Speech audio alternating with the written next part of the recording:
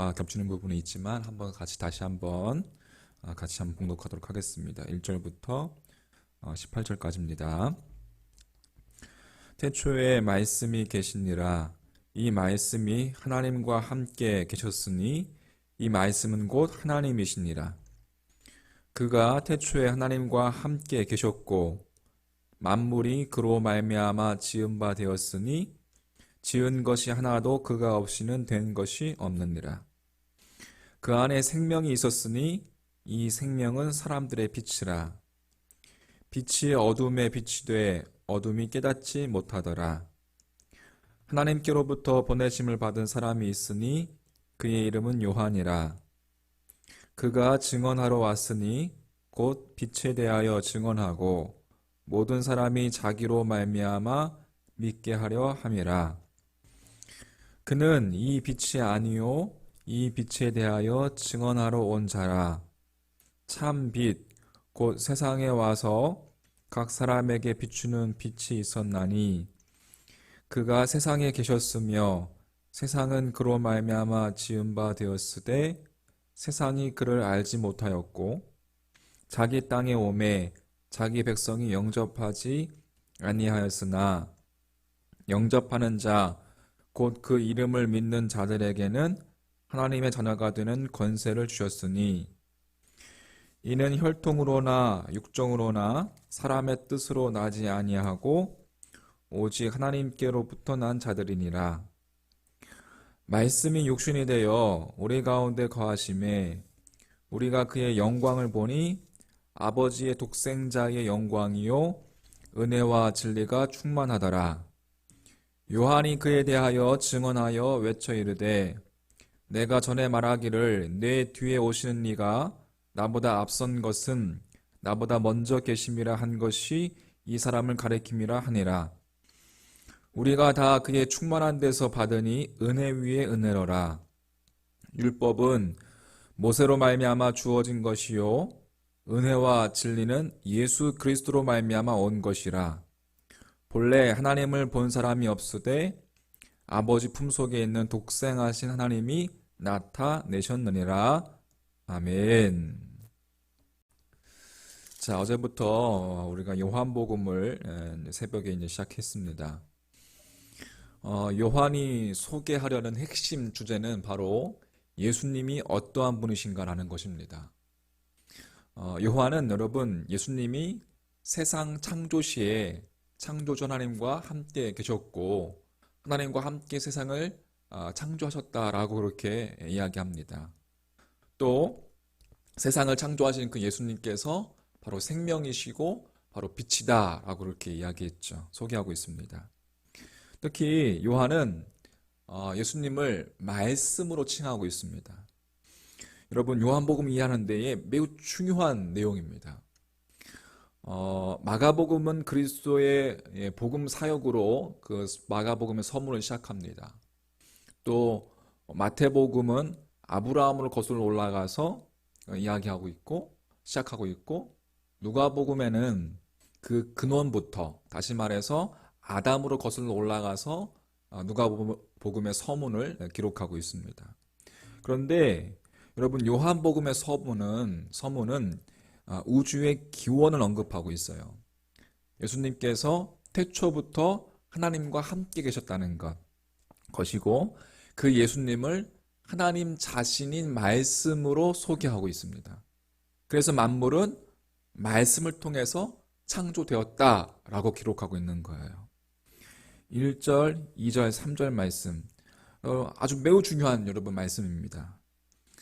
다시 한번 읽어볼까요? 1절, 2절, 3절 말씀 시작. 태초에 말씀이 계시니라. 이 말씀이 하나님과 함께 계셨으니 이 말씀 곧 하나님이시니라. 그가 태초에 하나님과 함께 계셨고 만물이 그로 말미암아 지은 바 되었으니 지은 것이 하나도 그가 없이는 된 것이 없느니라. 자, 저자 요한이 예수님을 여러분 말씀으로 그렇게 칭하게 된 이유와 여러분 이 당시에 이 요한복음이 기록된 당시의 그 상황 그것을 여러분 우리가 요한복음 묵상하는데 우리가 아는 것이 좀 필요합니다. 요한복음은 사복음서 중에 제일 늦게 쓰인 책으로서 80년, 90년경에 쓰인 것으로 추정하고 있습니다. 그리고 예수님의 그 말씀, 로고스라고 하는데 이 말씀으로 예수님을 칭하는 것은 요한복음이 유일합니다. 이것은 두 가지를 염두에 두고 있어요. 두 가지를 염두에 두고 예수님을 말씀으로 표현한 것으로 우리가 이해할 수 있는데, 하나는 유대인에게 있어서 여러분 말씀이라는 것, 이 여호와의 말씀은 하나님의 목적과 하나님의 의도라는 뜻입니다. 혹은 하나님의 깊은 마음, 그것을 뜻하는 거예요. 그리고 두 번째, 헬라인들에게는, 이방인들에게 이 당시 스토아 철학이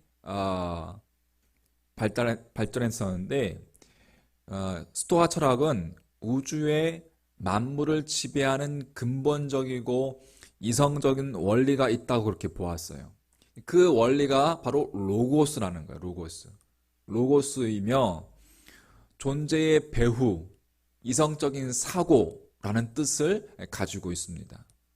그러니까 요한은 유대인에게 있어서의 그 말씀의 의미와, 즉 하나님의 목적, 하나님의 의도, 하나님의 깊은 마음, 그 뜻과 그 히브리적인 사고의 그 사고와 당시 이방인들을 향한 헬라적 사고를 합해서 예수님을 로고스, 말씀으로 집약시킨 것입니다. 쉽게 말해서 예수님이 히브리적인 사고인 하나님의 목적과 하나님의 의도이며 헬라적 사고인 우주의 근본적인 진리라는 것을 말씀이라는 것으로, 로고스라는 것으로 한 단어로 표현한 것입니다. 자, 이렇듯 요한은 말씀, 곧 로고스이신 그리스도가 우리 가운데 왔지만 깨닫지 못했다라고 그렇게 이야기하고 있어요. 사람들이 깨닫지 못했다라고 그렇게 이야기하고 있습니다. 자, 4절, 5절 말씀. 그 안에 생명이 있었으니 이 생명은 사람들의 빛이라. 빛이 어두움에 빛이 돼 어둠이 깨닫지 못하더라. 여기서 여러분 깨닫다라는 말은 사실 이기다 또는 제압하다라는 뜻을 가지고 있습니다. 그러니까 빛이 없는 것이 어둠이지 빛과 어둠이 별개의 실체로 존재하는 것이 아니라는 거예요. 다시 말해서 빛이 있기만 하면 어둠이 그 빛을 이길 수 있다 없다? 이길 수 없다라는 것이죠. 빛은 존재하는 것만으로도 이 어둠을 이긴다라는 거예요. 예수님은 여러분 생명이시며 빛이십니다. 믿으십니까? 그러므로 로고스이신 말씀이신 예수님께서 우리 안에 있다면, 생명이신 예수님, 빛이신 예수님이 우리 안에 있다면 어떠한 어둠도, 어떠한 죽음도, 어떠한 권세도, 어떠한 죽음의 권세도, 어떠한 사탄 마귀의 유혹도 결코 우리를 이길 수 있다 없다? 없다라는 거예요. 할렐루야. 그게 예수님이 생명이시며 빛이신 이유입니다. 말씀이신 그 예수님. 이제 남은 것은 그러면 말씀이 육신이 되어서 로고스로 오신 예수 그리스도, 그 예수 그리스도를 우리가 영접하는 겁니다. 말씀이신 로고스이신 그 예수님을 우리가 믿는 거예요. 그 순간 우리는 하나님의 자녀가 된다라고 요한은 그렇게 이야기하고 있습니다. 12절 말씀. 12절 말씀 같이 시작. 영접하는 자, 곧 그 이름을 믿는 자들에게는 하나님의 자녀가 되는 권세를 주었으니. 아멘. 말씀이신 주님을 영접할 때에 우리는 모두가 다 하나님의 자녀가 되는 것입니다. 할렐루야. 그러므로 말씀이 중요한 거예요. 말씀이 곧 예수 그리스도이시고 말씀이 곧 하나님이시고 우리가 말씀을 먹고 마셔야 할 이유가 바로 거기에 있습니다. 말씀이신 예수님을 영접하고 생명의 양식이신 예수님, 곧 빛이신 그 예수님 우리가 영접할 때에 하나님의 자녀가 되기 때문에 그렇습니다. 시편 119편 105절 말씀. 주의 말씀은 내 발의 등이요 내 길의 빛이니이다. 오늘도 여러분 말씀이신 주님을 묵상하고 날마다 말씀 묵상을 여러분 게을리하지 않는 여러분과 저의 믿음이 되길 간절히 소망합니다. 우리가 하나님의 자녀인 증거는 어디에 있습니까? 하나님의 말씀을 내가 묵상하며 먹고 마실 때, 생명이신 예수 그리스도, 빛이신 예수 그리스도를 영접할 때 하나님의 자녀라는 증거가 거기에 있는 것입니다. 말씀에 있는 것입니다. 할렐루야. 오늘 그 말씀이신 주님과 함께 동행하는 복된 하루 되시기를 주의 이름으로 간절히 축원합니다. 아멘. 기도하겠습니다. 살아계신 하나님 아버지, 태초부터 우리와 함께 하셨고 우리를 창조하셨고 또 말씀으로 함께 하셨던 주님, 그 말씀이신 주님을 오늘도 우리가 먹고 마십니다. 우리에게 참 생명이시며 참 빛 되신 예수 그리스도 주님을 우리가 영접합니다. 주님, 하나님의 자녀가 되는 권세를 내게 주셨다고 하사오니 하나님의 자녀로서의 삶을 그렇게 살아갈 수 있는 믿음 또한 허락하여 주시옵소서.